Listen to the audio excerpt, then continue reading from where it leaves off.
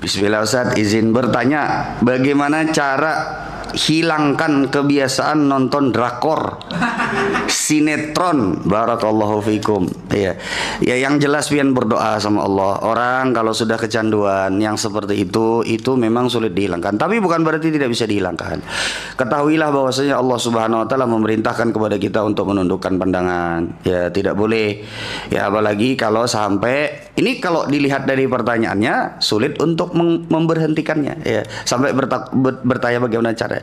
Tidak ada yang bisa merubah hati kita selain daripada Allah Subhanahu wa taala. Maka berdoalah kepada Zat yang Maha membolak-balikan hati untuk supaya hati kita itu dibuat benci dengan perkara tersebut. Ada kisah. Sahabat Nabi Shallallahu alaihi wasallam. Seorang pemuda, ini pernah ulun yakin pian dengar kisahnya, tapi ulun ingin menyampaikan ini lebih parah daripada cuma sekedar drakor atau sinetron. Ada seorang laki-laki yang dia meminta izin kepada Rasulullah untuk berzina. Ya Rasulullah, idzan li bizina. Wahai Rasulullah, izinkan aku untuk berzina. Rasulullah, ya. Bahkan sampai minta izin kepada Rasulullah untuk berzina. Ini bukan cuma sekedar nonton drakor lagi, tapi sampai pengen banget untuk berzina. Lalu kata Nabi SAW, oh para sahabat dia udah pada marah nih. Ya Rasulullah, izinkan saya untuk memukulinya, izinkan saya untuk, ya udah marah semua para sahabat. Lagi mana orang minta izin mungkin buat haji, buat umrah. Ini minta izin buat berzina. Dan dia tahu dalam keadaan bahwa saya zina itu haram. Lalu kemudian kata Rasulullah, adnihi, dekatkan dia kepadaku. Lalu kemudian ya Rasulullah Sallallahu Alaihi Wasallam kemudian bertanya, apakah engkau suka apabila,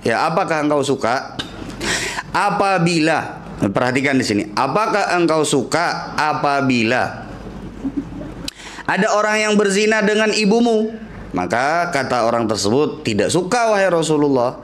Apakah engkau rela suka apabila ada orang yang berzina dengan anak perempuanmu? Kata laki-laki tadi tersebut tidak, disebutkan satu persatu.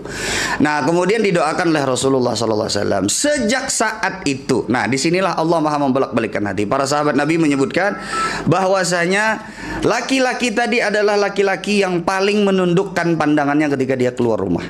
Ini kalau sudah Allah Maha membolak-balikkan hati. Hadis yang lain, Hakim bin Hizam radhiyallahu ta'ala anhu adalah salah seorang sahabat Nabi SAW yang beberapa kali meminta hajat beliau kepada Rasulullah SAW. Artinya Hakim bin Hizam awalnya itu suka minta sama Rasulullah, karena Rasulullah itu kalau diminta itu tidak menolak.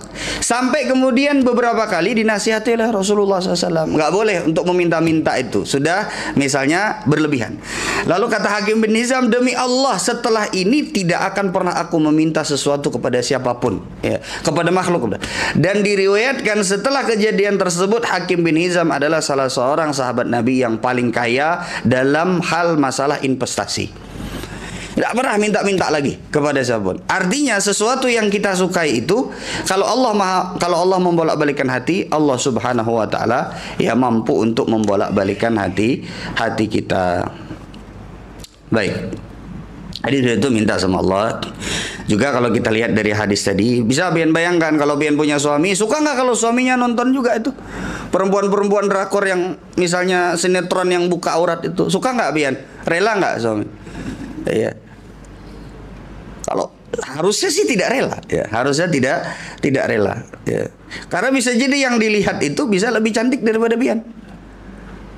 Harusnya kan tidak rela. Sama halnya juga si suami harusnya itu tidak rela kalau istrinya itu lihat ada laki-laki yang lebih ganteng daripada dia. Bahkan yang lebih jelek daripada dia pun jangan sampai istrinya lihat.